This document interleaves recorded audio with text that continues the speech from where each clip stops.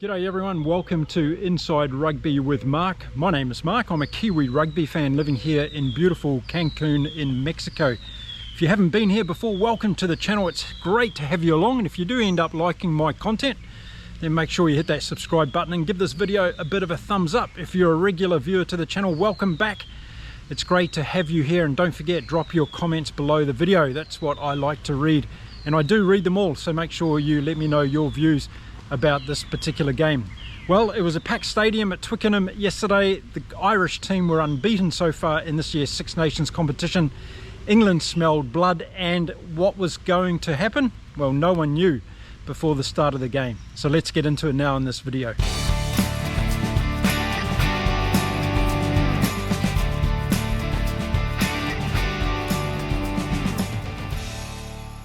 Now, there was an interesting dynamic, I thought, going into this game, because Ireland were unbeaten so far in the Six Nations competition and have been playing very, very good rugby indeed, putting all of their opposition aside. England, on the other hand, stop-start, have been winning and losing game, and I thought that they just really haven't hit their straps. But what I did say in my last video about England was that that team that finished that game against Scotland should have been the starting 15. And we saw that start off in this particular game against Ireland, and I thought having Faya Waibasso on there was a big move indeed. Mitchell back at halfback was also a good thing for England, I thought, and Marcus Smith was available again for selection and made it into the team, although he would start the game on the bench. So the game got underway, and boy, did we see some intensity from England in the first minute or so. They were really onto it. And obviously they wanted to get the crowd into the game, which they did in that first couple of minutes. And they really showed Ireland that they'd come to play. And I thought that the Irish team in that first couple of minutes handled the situation very, very well indeed, because even though England were going full throttle, the Irish defence was set and they were pushing England back. So that was really good. And there was no surprise really that Ireland ended up getting the first points in the game. It was a penalty to Jack Crowley after just 3 minutes of the game. So despite that England pressure in the first 90 seconds or so, Ireland ended up with points on the board, which was very important. They went ahead 3-0. But straight after the kickoff, England went back onto the attack, and they were showing their intent again. They were spreading the ball wide, and they set up a brilliant try. The ball came out to Ollie Lawrence. He got through a gap and went over to score a try. Twickenham erupted. England were in this game 5-3 after just 5 minutes of play, and it was a great start from England, and I thought this intensity was really, really good from England. The thought in the back of my mind at this early stage of the game was that England weren't going to be able to keep this intensity going for the 80 minutes, and that's where I'd picked Ireland to win this game in my prediction video. George Ford missed the conversion of the try of Ollie Lawrence, so it was only 5-3 for England, but they went back into it again. And what was really interesting was the intensity was there all the way throughout for England in these early stages of the game. I said in my prediction video the first 20 minutes was going to be really important in this game. What pack of forwards was going to get on top and start to dominate? And what we did see is we saw a right royal battle between the two packs. So just after that England try, Ireland came screaming back into the game. They had a fantastic attack down towards the English line. James Lowe nearly went in for a try, but he was stopped just close to the line. Still in the first 10 minutes of the game, and we got the first scrum around about the 7th minute mark, and England won that scrum, but they also won a penalty from it. And I thought this was going to be a really interesting part of the game, how the scrums would work out, because I thought the Irish front row was going to be too strong for England in this particular game. And also with Andy Farrell's strategy of having a 6-2 bench, I thought this was going to have a marked impact on the game in the second half. But we had a long way to go before we got to that, and it was back into play, and it was in the 7th minute that we saw Josh van der Flier really get into his work and do a wonderful turnover for Ireland, and it really set the scene for his game, I thought, because he was immense in this game. Van der Flier, he did some fantastic work for the Irish, getting in there and disrupting the England ball when they were really trying to get that ball out to their backs and play that expansive game. And I thought that was a great piece of work by Van der Flier at that particular stage of the game. The next few minutes, it was England all over again, and they were attacking from everywhere they could. They were moving the ball at pace. They had good intention in the game. But what was impressing me was the Irish defence, and they were getting up very, very quickly on England, and they weren't giving them any gaps at all. Ford was passing the ball on quickly to Ollie Lawrence and Slade outside. They were trying to find a way through this Irish defence, but at this particular point in the game, after that early try, the Irish defence got better and better, and they really started to get up in the faces of the English. In the 13th minute of the game, we saw Bundy Aki go for his first really hard run of the game. Again, he injected himself into the back line, took on a couple of English defenders, and boy, is he a hard man to bring down. But they finally got him to ground. And then England won the ball, and it was really extraordinary because we saw a great break by Ben Earl and then Jamie George, the two big forwards, going for a bust downfield. They made about 40 metres and put pressure on the Irish defence again. But the Irish defence was holding strong, and they were playing very, very well. What toll this was going to take on the Irish defence? Well, we're going to have to wait to see how that panned out in the game. But at this stage of the game, in the early stages, in that first 20 minutes, the Irish defence were right up in the faces of the English. In the 17th minute mark, England were on attack again, and Ireland got pinged for not moving away in the ruck. It was a penalty kick opportunity for George Ford. He got this one over, and after 17 minutes we saw England move out to 8 points to 3. So the good thing for England here is they were keeping pressure on the scoreboard, and they were keeping pressure on Ireland by continuously attacking them. But the Irish defence was setting very, very strong. What's been impressing me about Ireland throughout this year in the Six Nations is their ability to stay calm and patient, and they were showing that again in these early stages. Even though England were throwing everything at them, including the kitchen sink, you could see that there was a lot of patience within the Irish defence, and I thought that was going to pay off for them longer term in this game. But England had another good attacking phase, but then Ireland won the ball and they got down within England's territory. England were penalised this time, and Jack Crowley had an opportunity to go for goal. He got that successfully, and Ireland were back to 8 points to 6. And there was a feeling at this stage that England had been throwing everything at Ireland early on, yet the scoreboard wasn't reflecting that, and Ireland were back in the game. It was only a 2-point game after 18 minutes of the game. In the 20th minute mark, Bundy Aki got the ball again, took off down the sideline, and we saw Ollie Chisholm come over and drop his shoulder and do a tackle on Bundy Aki and brought him down, but it hurt Chisholm and he got up holding his wrist. It looked like he did some damage. They took a little bit of a time out, and Ollie Chisholm stayed on the field, but it just showed how hard and difficult it is to bring down that man Bundy Aki. I don't think I'd be standing in his way if he was coming trundling towards me at 60 kilometres an hour down the sideline. And then a minute later, England got the ball and they were attacking again, but this time they made their first mistake in the game, I thought, and it was through that man George Ford. He was looking around, seeing what he was going to do with the ball. He didn't pass the ball. He decided to go for a drop goal attempt. It was a shocking attempt of a drop goal. The ball hit one of his players, I think, and bounced off and gave Ireland the opportunity to clear. But that was one of the things that came into this game, was that that decision-making in that split second by George Ford, deciding to go for a drop goal, obviously wanting to keep the scoreboard ticking over. That in itself is not a bad decision, but I thought England were putting enough pressure on Ireland at this stage of the game that they wanted to keep that momentum going, so it wasn't good to see the ball being kicked away by George Ford at that stage. At the 22nd minute mark, England got a penalty, and Henry Slade put a great left foot kick down 5 metres out from the Irish line, and the English had an opportunity to go on attack. They won the ball from the line out. They had a rolling maul going towards the line. It looked like they could score a possible try. But that man, Caelan Doris, came up with a fantastic steal for Ireland, got the ball away, and Ireland were saved on that particular occasion. Great work from Caelan Doris. We've seen him do it throughout the Six Nations competition. He saved Ireland on that particular occasion. But it was only a minute later, England were back on the attack in the 24th minute. They spread the ball wide on the left-hand side. They got through a gap, and it looked like Ollie Lawrence had got over for his second try in this game, but there was a TMO interjection, as there should have been, and there was a knock-on in the build-up to the play, so there was no try given.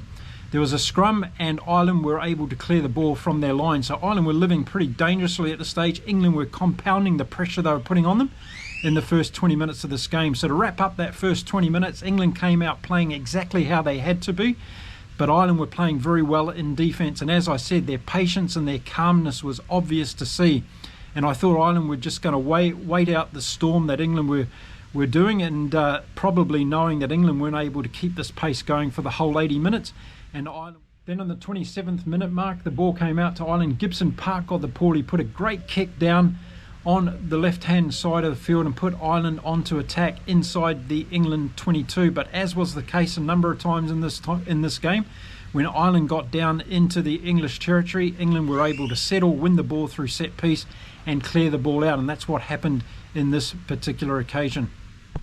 In the 29th minute of the first half, there was a decisive play. England got a win from a turnover, and a penalty resulted in that for England. George Ford had a relatively easy kick for goal. He missed it. It would have put the score out to 11 points to 6. Instead, it stayed 8 points to 6, and Ireland had an opportunity to come back. And as usually happens in this situation, when a team misses the opportunity to get points, the opposition goes down and ends up scoring points. So just 4 minutes later, we saw Ireland back down onto attack. They got a penalty. It was quite a way out. Crowley stood up, took the penalty kick, and he just nudged it over. It was a pretty poor kick, but it had enough energy to get over the goal, and that's all that counts. So Ireland were back into this game, taking the lead from England by 9 points to 8. 36th minute of the game, England on attack again, spreading the ball wide, but we saw a great defensive pattern from Henshaw and Archie working together to stop England from making any more progress on that particular attack. And as I said, this Irish defence was really having a big impact on the way that the English were trying to penetrate into their territory. So other than that early try from Ollie Lawrence, it didn't look as though England were having an easy time getting through this Irish defence, and I talked about that in my preview video about how England were going to penetrate this Irish defence. We didn't see George Ford doing a lot of kicking. There was ball in hand from England. They were trying to run around and run through the Irish defence, but it wasn't working in the major stages of that first half. Then in the 38th minute of the game, we saw Ireland get control of the ball again. It came out to James Lowe, and he put in a sweeping 50-metre kick down into England's territory. It was a fantastic kick. Furbank tried to keep it in play, but he had his foot out, and Ireland gained all that territory. And I've said it many times in my videos about Ireland, how good it is to have James Lowe in the back with that great left foot boot, and he showed it again. He gained 50 metres with that kick, got Ireland out of trouble, put them down into the English territory with just a couple of minutes to go in the first half. So as is normal in these games, we win overtime in the first half. We're in the 41st minute. Ireland were down again, getting an opportunity, English indiscretion, a penalty kick opportunity for Crowley. He got it, and Ireland went out to a lead of 12 points to 8 at half time. What was really interesting in that first half is I thought England had the better of most of it. The Irish defence was the thing that was keeping them in this game, in addition to getting those points when they have the opportunity, and that's what all these great teams do, is that when they get the opportunity to keep the scoreboard ticking over. So I think when England would have gone into the sheds at half time, I think Steve Borthwick would have been really happy with the guys, with the intensity that they're showing, the expansive play they were trying to do, but it didn't result in the points on the scoreboard that England were going to be looking for. So I think Borthwick would have probably said, look guys, you need to go out there and do much of the same in the second half, but we need to make sure we score points, and we need to put more pressure on this Irish team. I think Andy Farrell would have been really happy with his team at half time. I think England looked better for parts of that first half, but Ireland would be able to play that calm game, get the points as required, and as a result they went into the sheds at half time with the lead. It was a very good game of rugby, I thought, at this stage. Both teams were playing really, really well. It was a really good test match in the true sense of the word. I think both teams were testing each other out, and Ireland were obviously having the most difficult game so far in the Six Nations competition, without a doubt. England had really turned up to play in this particular game. Now, there was a lot of great performances, I thought, in that first half for England. I thought Mitchell was playing well. England's forwards were doing well. Chisholm, Itoje was doing well. Martin was a standout, I thought, for England. And no doubt at all that he should have been starting this game, as he was this particular week. But I thought England were doing well in the backs. Ollie Lawrence looked dangerous on a couple of occasions when he got the ball. Henry Slade was doing his bit as well. George Ford was moving the ball on a lot. We didn't see a lot of kicking in that first half. Mitchell did a couple of good box kicks, but other than that, the ball was going through hand. And I thought that's exactly what we needed to see from England. A couple of other good players. Freeman was playing well on the wing. He had a couple of good runs in that first half, as was Furbank. He was injecting himself into the English backline. And I can see now why Steve Borthwick's got him in the team, because I hadn't seen a lot of Furbank playing. But he does bring a different dimension to Freddie from what we've seen from Freddie Stewart before. So I was one of the ones crying out to say that Freddie Stewart should be in this team. By half time, I was eating humble pie, and there was even more to come in the second half from Furbank.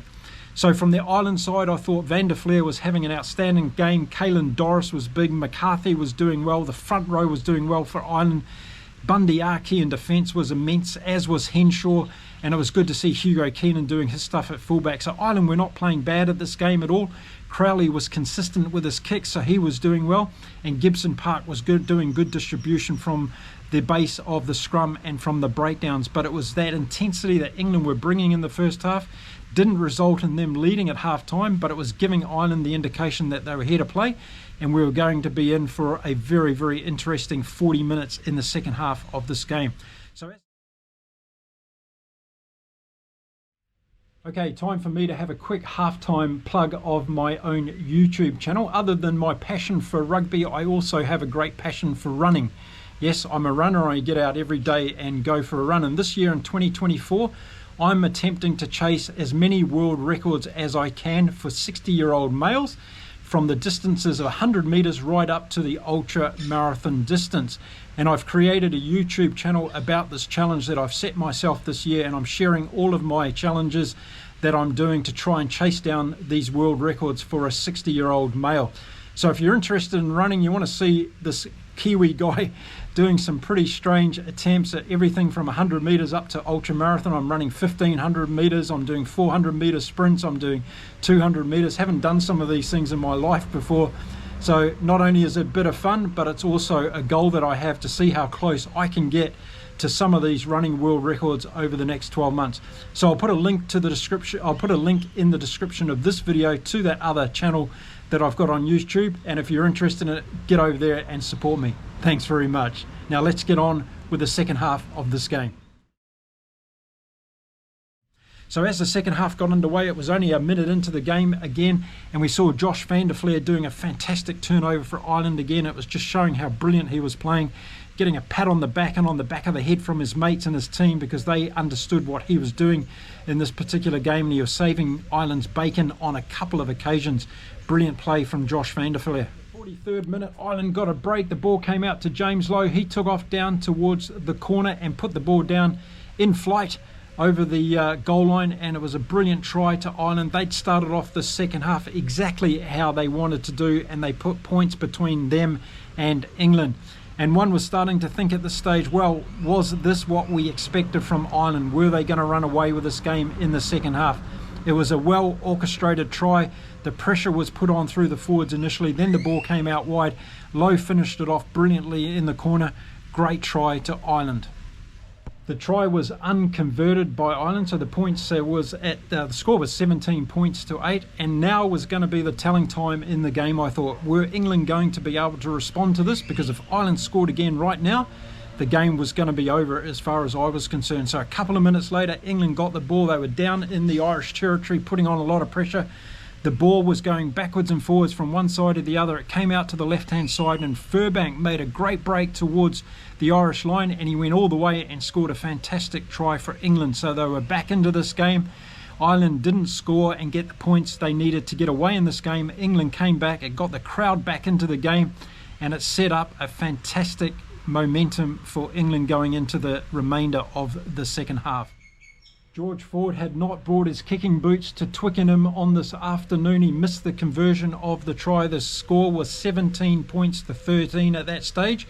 And how were Ireland going to respond to this? They were in a tight battle, and they knew it. So what I was looking forward to in the second half was, when was Andy Farrell going to use this bench? Of course, he'd had the 6-2 split there. We were looking to see when that was going to have an impact on this game. But around the 50th minute mark, we saw Frawley go off for Ireland with an HIA. He had come on because of an injury to Nash in the first half, and that put a little bit of pressure on Ireland. We saw Conor Murray come on as well for Gibson Park, so we saw a bit of a reshuffle in the Irish team. A couple of minutes later, in a scrum, Porter got penalised for Ireland. England was showing some dominancy in that area, and that was a very intriguing insight to me in this game. So the next passage of play was really important in this game. England stole the line out from Ireland. Ben Earl got the ball. He went on a magnificent run down the field. He was finally caught and smothered, and in that ensuing ruck, O'Mahony got his hands in there deliberately, got penalised and got a yellow card and sent off. So Ireland were down to 14 men at this stage in the game, and that's something that Peter O'Mahony obviously didn't want to happen, and Andy Farrell would have been pulling his hair out with the disciplinary issues there for Ireland. So in the 59th minute of the game, we saw another great attacking phase of play for England, and one of the things they were doing really well in this game was having multiple phases, 10, 15, 20 phases of attack against Ireland. While the Ireland defence was fantastic on occasions, how many times could they put up with this? They were tackling their hearts out, and eventually the line was going to break, and that's exactly what happened. Ben Earl, that guy that was playing magnificent in the second half for England, got through and scored a fantastic try. The try was converted by Marcus Smith, who had just come on the field, and after 59 minutes of the game, England hit the lead and went out to 20 points to 17. Andy Farrell went to the bench in the 62nd minute of the game, and I thought, okay, this is where things could turn around, and this is exactly what Ireland needed to get these big, huge and amazingly mobile forwards on the field to see what was going to happen against England. England were also bearing their bench onto the game, so now we had nearly everybody on the field, and we had an enthralling 18 minutes left of the game. 65th minute of the game, Ireland went on attack, and it looked like they'd got through for a try, but unfortunately Gibson Parker knocked it on. Otherwise Hugo Keenan would have been in for a great try for Ireland. It wasn't the case. The referee pulled it up, and we were back to the status quo. Now around about the 67th mark, we saw Ben Earl do another fantastic turnover for England, putting the pressure on Ireland in the breakdown area. And what was interesting for me at this stage of the game was I was looking at the English rush defence, and we'd all talked about, or a lot of us had talked about and noticed how England had been improving their defensive patterns and systems over the course of the Six Nations competition. And what I noticed now later on in the game as they were rushing up and trying to tackle the Irish is they were missing the first tackle or so in that rush defence. So Ireland were getting an opportunity to spin out of the tackle, get the ball away to a supporting player, and to keep their attacking going. So that's something that I think England will take out of this game, is the way that they manufacture their rush defence. They've got to make sure those first tackles count.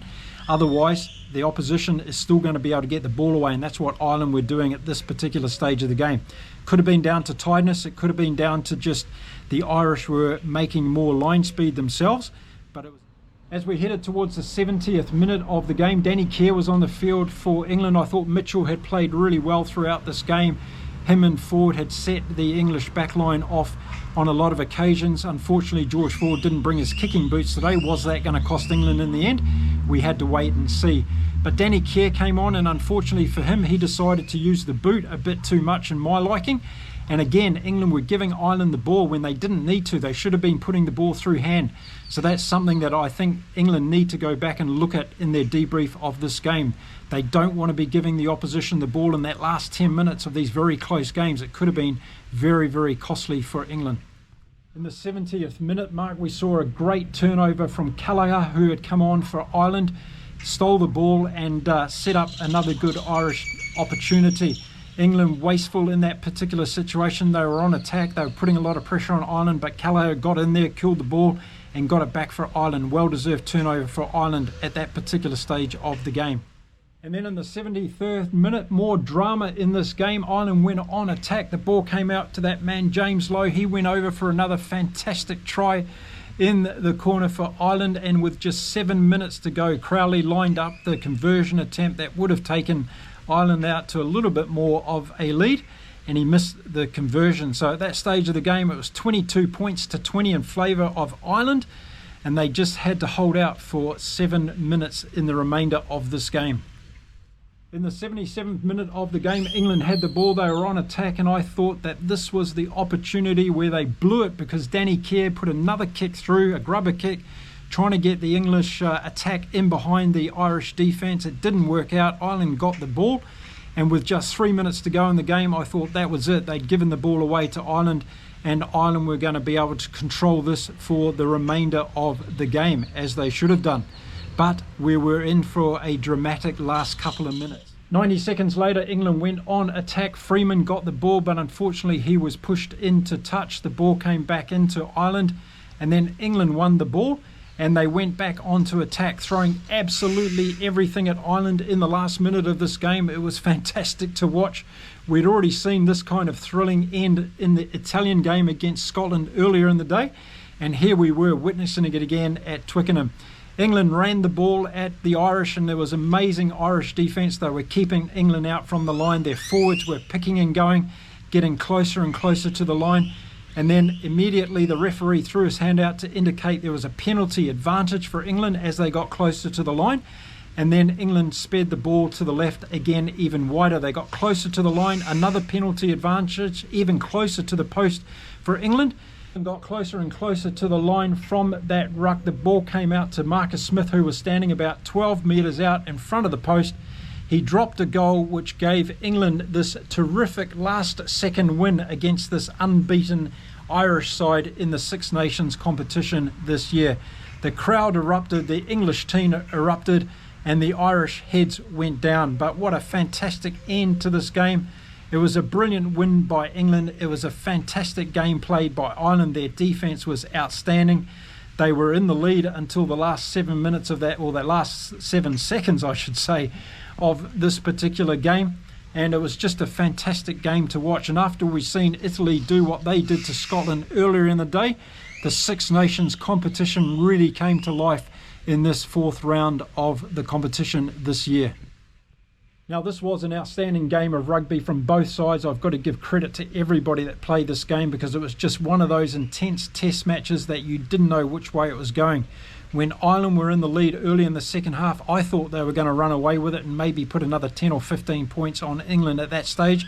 But huge credit to England to come back into that game, and huge performances from Martin in the forwards, Earl in the forwards, and the reserve forwards that came on for England really did the job in this game. People like Cunningham South, who came on and was immense in those breakdowns and stopping Ireland from going forward. But I also thought that those other players that came on really made a difference for England. But the key here for me was in the English selection to start the game. England started this game in the way that they needed to. They had a lot of intensity through Wabasso and also through Ollie Lawrence. They really showed Ireland that they turned up to play this game at pace and with a lot of intent. And I think that's where England really won this game, was putting the pressure on Ireland in that first 20 minutes of the game. But Ireland were really good in this game. I thought they did a lot of great things. Their defence was outstanding. Van der Flair, Doris and McCarthy again, absolutely brilliant. I thought the front row from England did the job on Ireland this weekend. We didn't see Dan Sheehan as much in loose play as we had in other games. O'Mahony's mistake to get that yellow card was a big thing against Ireland. Of course, England came back and scored a try while he was off the field. So it was a really intense period of the game, and I think discipline was probably the thing that cost Ireland at the end of the day. But take nothing away from them. They played their part in this sensational game. I think on any other given day, Ireland would have beaten any other competition in the Six Nations Championship this year. But England turned up on the day, and they played the kind of game that they needed to do to carry on and win against this very, very successful Irish team. Now, is this the start of a dynasty for England rugby? Well, it's only one game that they've played exceptionally well. They need to back it up now next weekend in their last game in the Six Nations competition. England play France next weekend in their last game of this year's Six Nations competition, and Scotland will go to Dublin to play Ireland in what is going to be an absolutely fantastic game now, as been set up by this particular game. So a fantastic game at Twickenham. I really enjoyed it. On top of the game, England versus Scotland, Italy versus Scotland. I think we've seen some fantastic games so far. I'm just about to go and watch Wales play France. I'm sure that's going to be another cliffhanger at the Principality Stadium as well. Let me know in the comments what you thought of this game. I'm sure there's few Irish heads down today, but don't be. I think the team played very, very well. Let's give credit where credit's due. England played very, very well. They snatched this game in the last minute with that dramatic drop goal to Marcus Smith. It could have quite easily gone the other way. I think the Irish defence in that last few minutes was outstanding, but there was just one more play in the game, and that went to England.